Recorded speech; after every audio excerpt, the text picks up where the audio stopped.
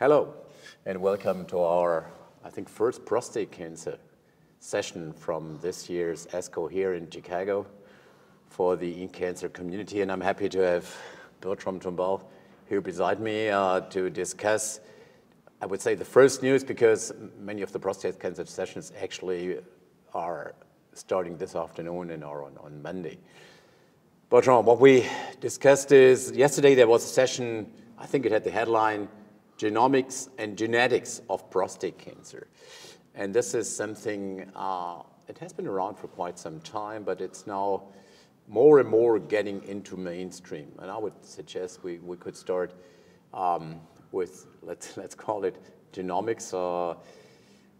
If today a guy comes into your office with metastatic prostate cancer, newly diagnosed, what role plays actually genomic counseling, genetic testing, and all this type of stuff? Can we start with that?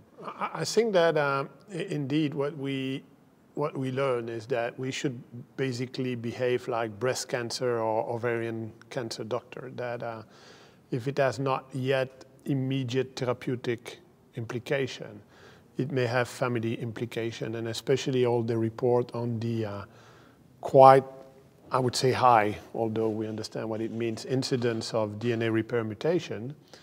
And I think it's fair that we go back to the clinic, that we teach our colleague to do proper family history of cancer. Indeed, if you look at prostate cancer guidelines, they're going to say that hereditary prostate cancer exists.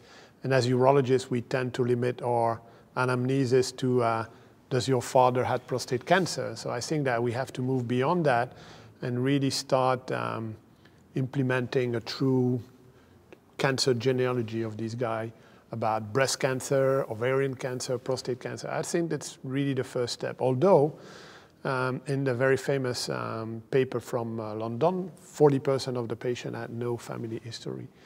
Then the question is, when do we look for germline mutation, and especially as disregard the DNA repair mutation germline? I think we have no good argument to start thinking about doing it in newly diagnosed metastatic prostate cancer, and especially those occurring at young age. I think that it may not have a direct impact for the patient. No, still it's going to come soon, but at least for family education, genetic counseling, it's important. So I think that these are two small steps.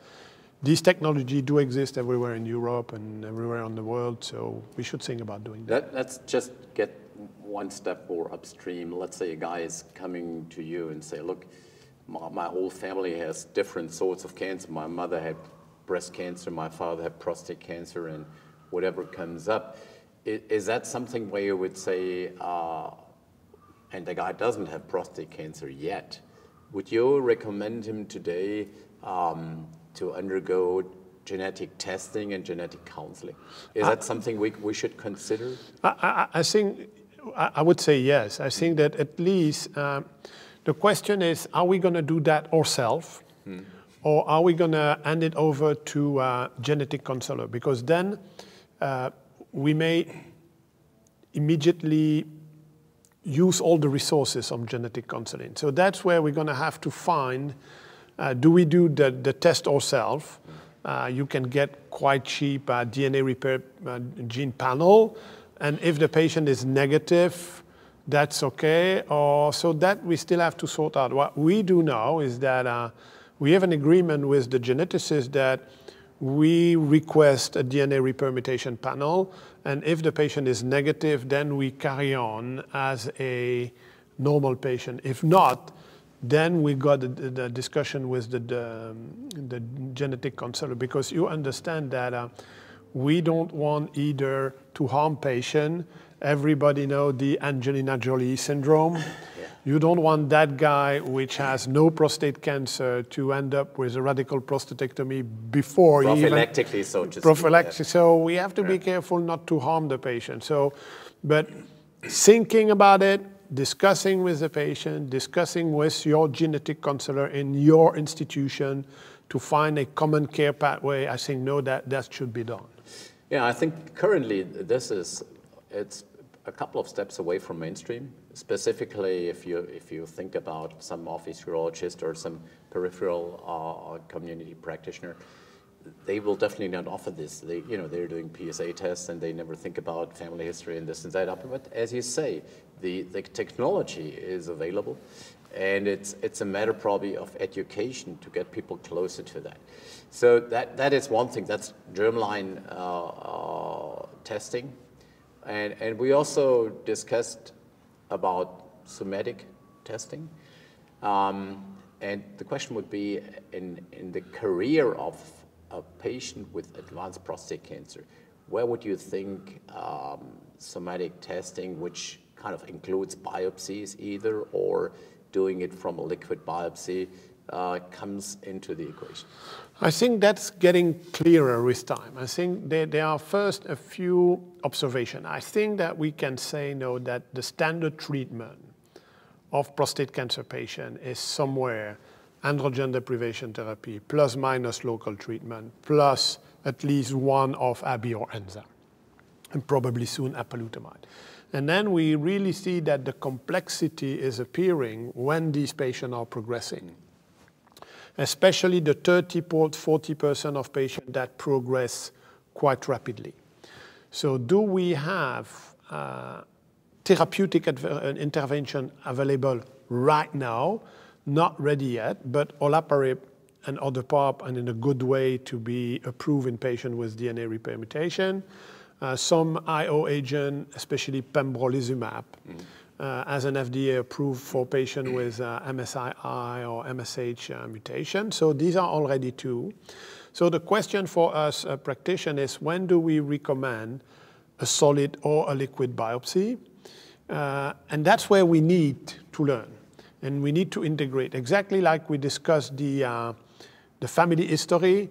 I think that doing more biopsy, including liquid biopsy, in patient progressing on abi enza, will become routine, because that's where we're going to have opportunity for these patients. And what we don't want is that the drug is approved, the drug is reimbursed, and we have no way how to look at the target. So I would rather say, let's learn to screen, maybe not having other option for the patient that to give the access to a clinical trial, but we should do it, because the way the screening is done right now, it's done within clinical trial, meaning that you have a clinical trial open with a PARP inhibitor, you screen your patient. If your patient has a DNA repair mutation, you put the patient in the PARP inhibitor. But if the patient is MSII, for instance, you don't know it because it's not an IO study. So it's better that the screening comes back to the physician, and so we can allocate. So I think that really, for the patient progressing on enza-abi, instead of giving abi or enza after that, or discussing endlessly about what drug is the best, which we don't know, we should start by learning to do solid biopsy or liquid biopsy, and the technology is evolving very rapidly. Tomorrow they're going to show a nice paper where they can pick up DNA repair mutation on liquid biopsy using modern technology that are commercially available. So we need to get organized at this level also. And for primary care urologists, those who see the patient in the 80% of urologists who get their hand in these patients, they need to learn that strategy of getting more tissue, more blood. Yeah, as a matter of fact, and you mentioned PARP inhibitors and you mentioned checkpoint inhibitors, and as an example, pembrolizumab is in the United States only, kind of unfortunately, approved for a number of tumor entities, which is not dependent on where the tumor comes from, but has certain properties like, as we say, microsatellite instability, like DNA or mismatch repair deficiency, high mutational load, and all these type of things, where we know that the likelihood of having an effect with these type of new drugs is pretty high. So the question for me is, and what I learn in our setting, which is again a university setting, we're still not having that in the mainstream kind of organized that I say every patient that is, let's say, as you just mentioned, is a failure of first-line treatment in CRPC has a structured way of getting this type of testing and this type. So it's still a matter of education and a matter of resources. You mentioned, and that's probably something we could discuss, you mentioned a biopsy, which is kind of still invasive, and it's again far from being a routine procedure in metastatic prostate cancer versus liquid biopsy. What is your feeling of, is one better than the other? Do we need both? Is it still too early to say we get the same information from liquid biopsy, which is much easier for the patient, of course? I think the heavy trend is to move to liquid biopsy. So hopefully solid biopsy will be more and more like a validation step for the new liquid biopsy to come. There are emerging technologies, so I think that in the future it will not be a question anymore. But at this point in time, even in a setting doing that kind of validation work is something. I mean, if you look at metastatic CRPC patient and you do simply a bone scan, you would see a lot of these patients having metastases in the pelvis.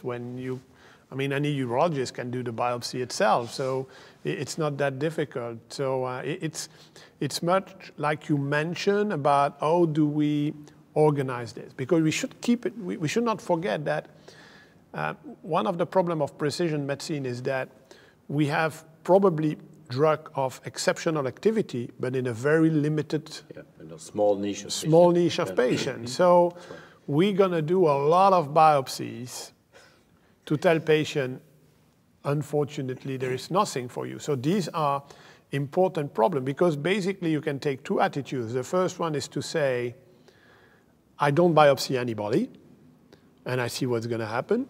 I biopsy everybody, or we start to understand, if you have an 85-year-old guy, which is in poor performance status, which has been on abiraterone for 4 years and is now progressing, indeed, I wouldn't do any biopsy in that patient. But if you have like we all have, a 55-year-old guy who had a prostatectomy 1 year after it's progressing, stays 6 months on enza, I think that we need to find a way to put these patients in the system we can get genetic information. And that's probably the technology will be liquid biopsy. But keep in mind that the earlier we're gonna be, the less contributive it's gonna be. So we're still gonna get to do biopsy. Yeah.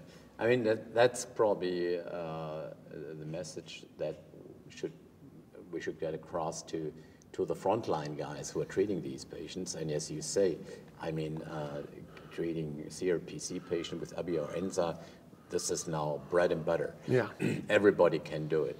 And so then, of course, when the patient is progressing, then these guys are puzzled, what should I do next? And then we need some information to say, well, you should take this step, and where can you take this step, and what should you do exactly for that? And that would be actually one of the tasks for tertiary reference centers to say, well, we offer you this, and we get the information across, and then you can send the patient to us, and we do the work for him. Because as you say, it's you need to test a lot of patients to really see this could be a candidate for this and that, and you need to think about what to test. That's what we are currently discussing with our pathologists. What exactly should we test? And what is something that is targetable, and what is useless in this huge amount of information that we get across when we do next generation sequencing. So that is one thing. And currently, my understanding is for liquid biopsy, we're probably still another 2 years. Yeah, another 2 years doing biopsies, flip nodes or whatever. That's a little closer to what we can do.